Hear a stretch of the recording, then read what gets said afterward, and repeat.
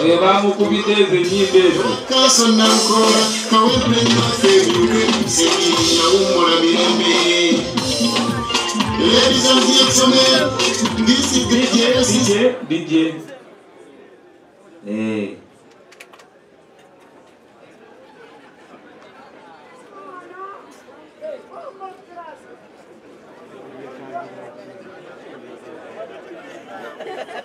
Hey, people power, our power, people power, people power, our power, people power, NUP, everywhere, and everywhere, NUP. Mr. President, I'm going to be brief and allow me also communicate in the Pakistani language. Mr. President, allow me communicate in the Pakistani language. The language which we buy from schools. I'm going to be brief, but I'm going to be mixed with Uganda and English. I'm going to be drone. Now, we should not be drone. If I won't get there, you to grab it to look down. And I'm going to brief Mr. President, the Deputy President of Uganda, Robert Kyagulanyi Ssentamu, and the entire leadership of National Unity Platform, members of Parliament, mayors, councillors, journalists, food soldiers, ladies and gentlemen. And by the names of Sam Matthias Mulumalo Kagame, Chairman of the Council, and the National Unity Platform, and I'm a national coordinator in the sector of art and entertainment, led by my comrade European Youth. Yagala mbere brief mbatambuza mukatono nnyo bwenti ng'egye bakwatamu nabo mu byaggwa tusobole okulokola obudde. I was one of the commanders where I've been deployed to supervise the parish of Shebano. As I was there, actually I was doing my job very well. I was standing on one of the polling stations in Kenya. Those who stay in Kenya, I think you know the polling station. The school called Serena. That school Serena. I was working with my colleague Cedric Kauma. The situation was calm, but the turnout was low. So I was given a phone call by my brother, Rogers Kijambu. That Rogers Kijambu is well known for having managed numerous artists, including me, David Lutaro, and others. He was telling me that Honorable Kaima Soro, Indikaza Angola, and Honorable Shagahirari had been arrested. So the polling station was empty with no supervisor. What I did was to drive to Kawempe, Angola. Having arrived there, it was like 10 minutes after I was standing near Madame Sala.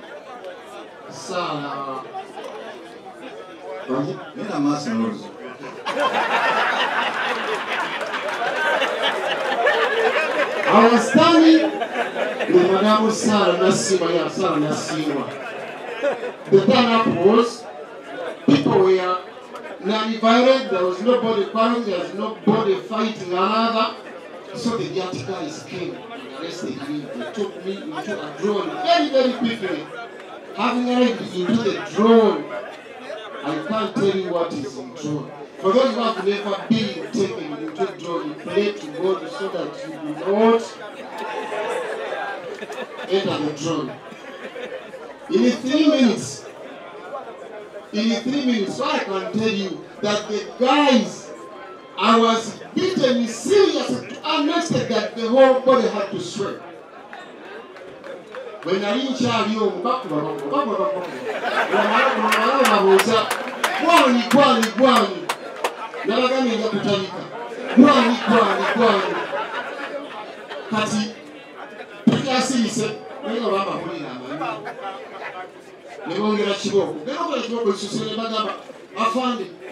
I'm called Matthew, so I'm the musician. Are you sure? I'm the one who sang Amanyaga Kanaka. Oh, put up the mask, the Jacob mask. Yeah, you are the one. Kakati, Amanyaga Kanaka, Yanyoga Kuruganda, Amanyaga Kanaka. Samuel Gagwayo, what will you do? Never gamba, they go. Never Moni baada tulisemuka tuntu tumalire tulimo nabo kumbe kayemba solari luddawa kyamutwalira essaawa nga 2 batuvuga ekwenye tugenda ola kiddoli babakola ki eyali ddoli yakusatu wesanga bakayemba solo bazi batambuza musa bajja mwesooka muyokubiri kati wesanga bano naye era nabawo kumanya nti ndine bano kakati omugolo gwavuga ku kyali wagambira yaawo simumanyi ngenda okuwulira afande amukoliwanayebo kayemba solo a member of parliament representing the people of Comansi. Are you honorable? Honorable MP? Yes, I'm the one. Honorable. One year she can look at Comansi. I don't know who you are going to go. I'm going to put the most. You I found it. When the party tells you to do something, you can't say no. So we are deployed by the party. I'm also honorable, representing the people of Naokota. I'm also honorable. So we are with the honorables in this throne. They say, Lady Damushibo, Lady Damushibo. A just in Okunyamu is a job that when I enter the car. You're a Kayemba Solo, Simani. You know the time of Unico, Kuta, Tanga, Simulaba, and the Sikolashi, a drone. Let us speed. But when you look at to say, what's our using a bit, what's our position, what would you travel down? You are in some room, Trying to Sat, is there a Bamazo to take it? We are one of the Bamazo Kolashi, or to take it. But last time I said, you put a t-shirt, a cashier. Era zivali bantu olukayemba solo yangamanina ukaba nnyo. When Kayemba Solo didn't know why I was crying loudly. I was not crying because I had been caned so much. I was crying because they had covered my face with a yellow t-shirt and have given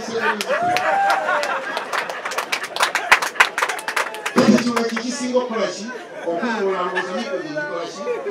Inajama bila kutuka utonka kapu. Tutuka munda.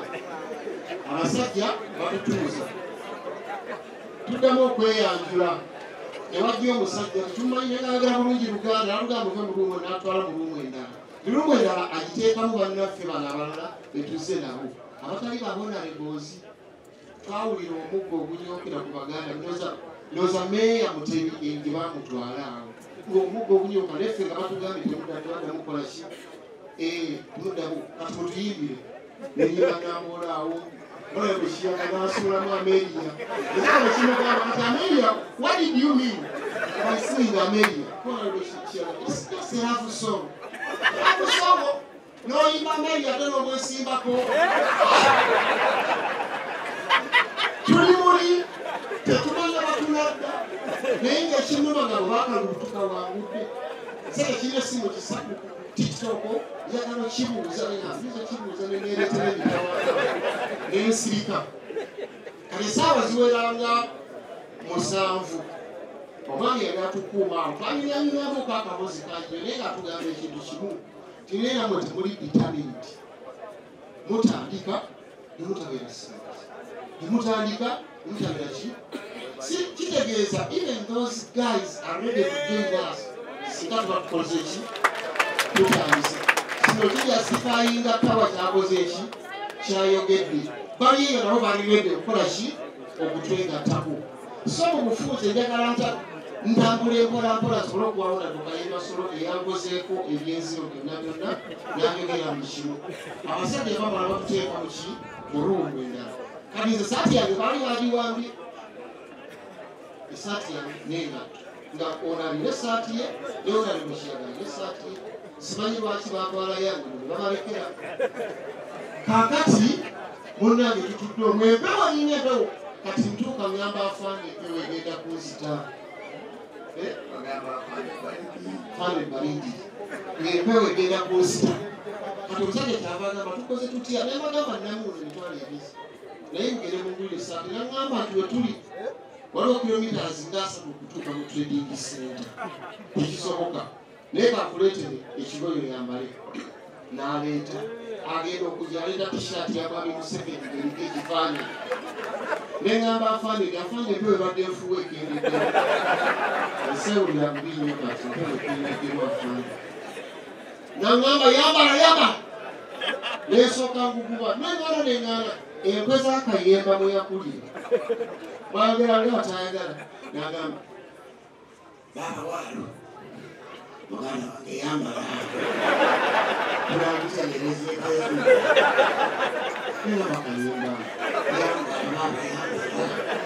ebabagimba muwakali nemugamba afa nateregeze nemugamba afaana ezikirizibwa okugikyusa ekifaananyi kino kibeere munda nengamba yambala nga bweri owulire obuwoomi bwa siteeti kati twagala ebigambo ebisembayo ekyasinga okunnuma nti nga batukuma lwa busosoze mawanga abaganda mulowooza kampala eyo yammwe muli ku kyalo mbandingatawa bwayogedde ffe tetugoberera tetujja wano lwa pulezidenti wa uganda Robert Kyagulanyi Ssentamu tuliwo lwa nsonga eziruma bannayuganda n'ensonga zakulembedde ensonga zatendeta zitukola ki era naye akyogera lunyenti lwali zivaako tumukole ki tumukyawe lwokuba akyaziriko enso lwaki tukola ki ne bagamba kati abaganda bayita basalayo kati gende nte Kyagulanyi ekyekiseera kigamba nti kati bwe budde obw'okubatta kati mute Kyagulanyi ne kabaka batebakoleki batebabajewa kitegeeza batutulugunya olw'okuba nti tuli baganda twagala kabaka tugoberera Robert Kyagulanyi Ssentamu ensonga eziruma bannayuganda baatuvuga essaawa zalinga musanvu kitundu awo ne tubuuza owa boodabooda luti gono tuli ludda nakugamba nti tulaba eddwalirawo ekigo nyofe wa booda yavugira omutwalo mpaka kyengera nga siri mu ssaati bonaleko kayema nze nabawo emitwalo etaano manyi nakwata akaseere kayo yalina emitwalo 10 nga bwetaano etaano n'ekyeri neziteeka mu ddiina ziriyawo ddiina nejiini bwenti ezibeeramu kali kayemba agamba oyinako mutwalo wetaano nga banja wetaano nebanyija booda nebagenda tebona bakunsasula sokutuuze olutabaalo lwoti olwakola ki naye nawe ekisembayo mukama wange nawulidde omwami ono Kiwanda jjo ng'ayogera ne ku mawulire mbuusimanya bagenda kukomyawo NRM mu Buganda sibabaddemu okubaagala mubatugambire mwagolado Kiwanda tugambire mwami Museveni mukama wo gwotembeeta nti NRM twagikyawa mu Buganda ne Uganda yakyayibwa mu bufuuzi bakitwale nti ffe tuli bafu okuba omufu empiso abakyakola ki takyalamuka kati mwatutta twafa twabakyawa nemunakola mutya ensonga mweyambisiza buwumbi bwa ssente okujja Kawempe North netweyambisa obusente butono netuwagula Kawempe North kanayenalukola congratulations upon having attained that parliamentary seat.